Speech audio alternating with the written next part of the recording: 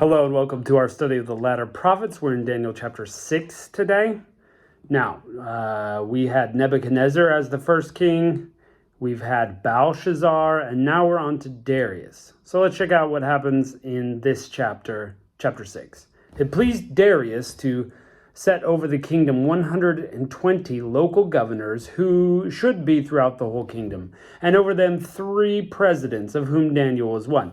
Remember, Daniel got elevated by Belshazzar, and it seems as if Darius is just going to keep Daniel there. That these local governors might give account to them, that the king should suffer no loss.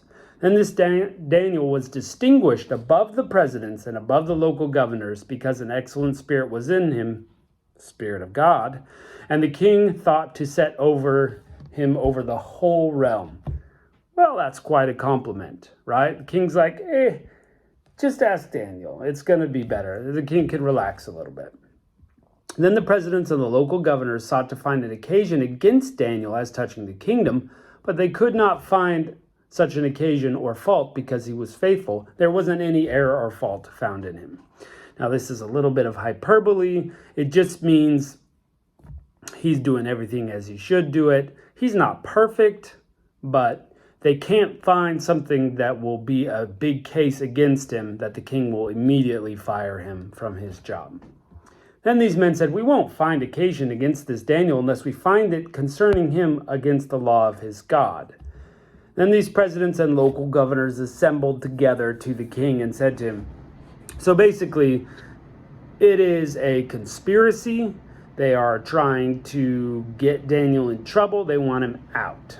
So they say to King Darius, "Live forever. All the presidents of the kingdom and the deputies of the local governors, the counselors, and the governors have consulted together to establish a royal statute and to make a strong decree that whoever asks petition of any god or man for 30 days except you, O king, shall be cast into the den of lions."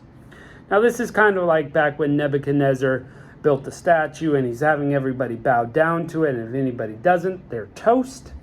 So we've been through this. That was Shadrach, Meshach, and Abednego. Now this is about Daniel. The punishment is different. They're going to be thrown into lions. This is perhaps the most famous story in the book of Daniel. Even if you aren't a Christian, maybe if you haven't even read this book, you know how this is going to go. "Now, O king, establish the decree and sign the writing that it not be changed, according to the law of the Medes and Persians, which doesn't alter." Therefore, King Darius signed the writing and the decree. So this is the basic decree. Look, for 30 days, only King Darius can be worshipped. No God, no man, just King Darius. And they know they've got Daniel in a trap here, because they know Daniel is continuously going to be faithful to his God, no matter what the law is. So they've got him where they want him. Verse 10, when Daniel knew that the writing was signed, just to be clear, it's not like they're catching Daniel unaware. He knows. He went to his house. Now his windows were open in his room towards Jerusalem, and he kneeled on his knees 3 times a day and prayed and gave thanks before his God as he did before. So this isn't even, Daniel could do this in secret. He could just go in another room, close the windows, leave them guessing whether he's praying or not, pray at a different time than he was praying before.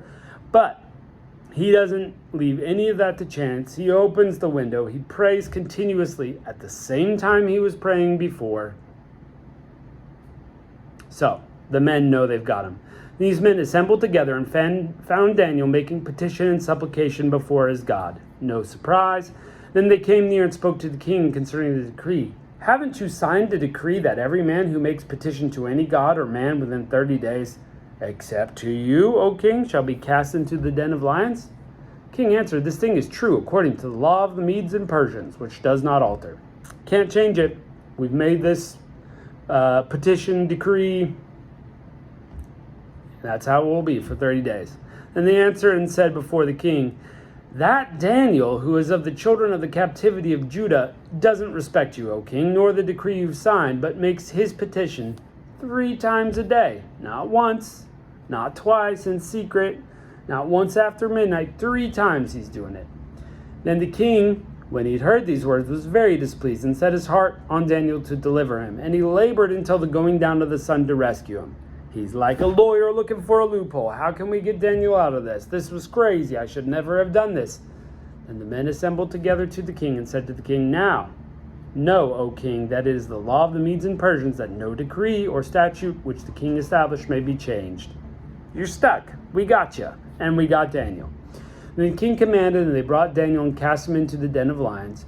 The king spoke and said to Daniel, Your God whom you serve continually, he will deliver you. Now this is a bold statement. Some versions may ask this as a question, will he deliver you? I don't know. Whether, my Hebrew is rusty, I don't know whether that's a statement or what in every version. But it doesn't matter. The fact of the matter is that basically here, Darius is calling on God, not his God, Daniel's God, to save him. And if he read his history, he would know this is where the power is. So perhaps he's counting on that. Verse 17, a stone was brought and laid on the mouth of the den, and the king sealed it with his own signet and with the signet of his lords, that nothing may be changed concerning Daniel. And the king went to his palace and passed the night in fasting. Aha. Now here's the challenge for us. Does our life push people in the direction of God? Here you have a king that is fasting and praying for somebody whom he condemned to death because of his own pride. He's fasting and praying over Daniel, who is faithful. He's saying, Daniel, your God's got to save you. And he's not sleeping. King went to his palace, passed the night in fasting. No musical instruments were brought before him, and his sleep fled from him. Other versions say no entertainment was brought for him. So he's focused. We've got to get Daniel out. So he's in prayer and he's not eating. The king arose the early morning, went in haste to the den of lions. Soon as he can see, soon as it's daybreak, law has been passed. Let's go. Let's see if God did it. If our life pushes people towards interacting with God, we've been a success. Of course, in a good way. We'd rather it be a good way. But if our actions point towards God, we've been success. When he came near to the den, to Daniel, he cried out with a troubled voice. The king spoke and said to Daniel, Daniel, servant of the living God, is your God, whom you serve continually, able to deliver you from the lions? Oh, how tense a moment, right? He's freaked out here. Then Daniel said to the king, O king, live forever. My God has sent his angel and has shut the lions' mouths, that they have not hurt me, because innocence was found in me before him, and also before you, O king. I have done no harm. So I'm innocent. That's why God saved me.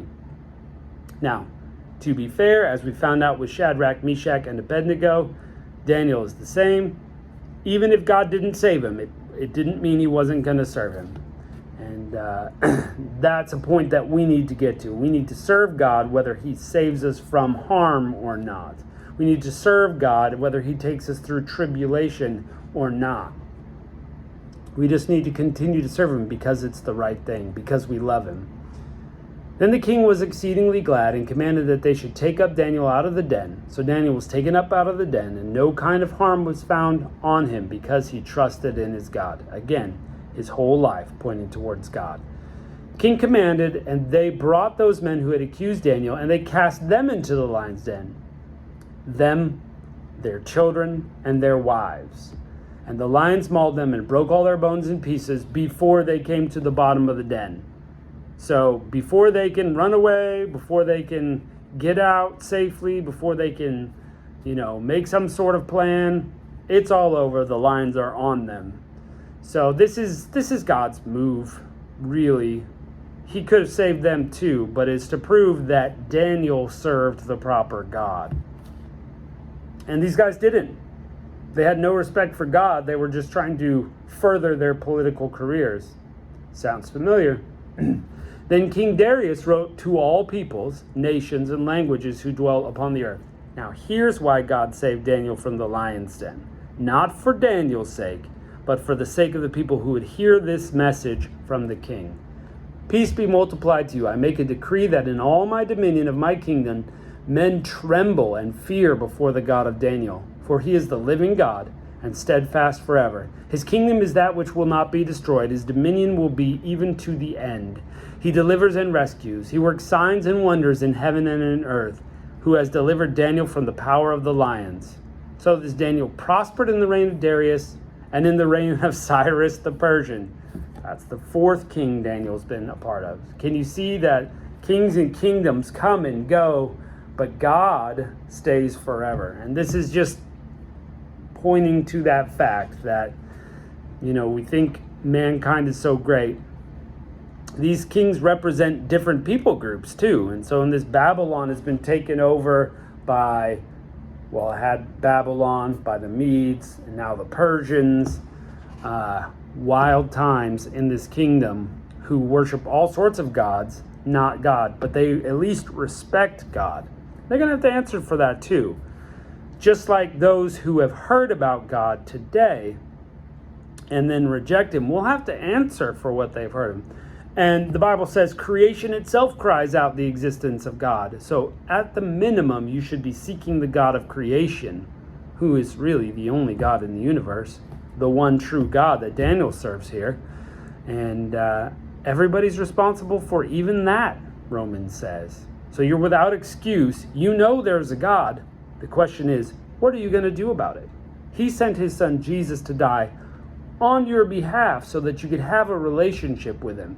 So start that relationship. Go towards him. Get to know him. Serve him as faithfully as Daniel served him. And your life will be much better for it. And you'll be with him eternally instead of separated in hell. Well, what a great chapter. Chapter 6. Loved it. Super famous story. One of the most famous stories in all the Bible. Look forward to what comes next in Daniel. We'll catch you next time.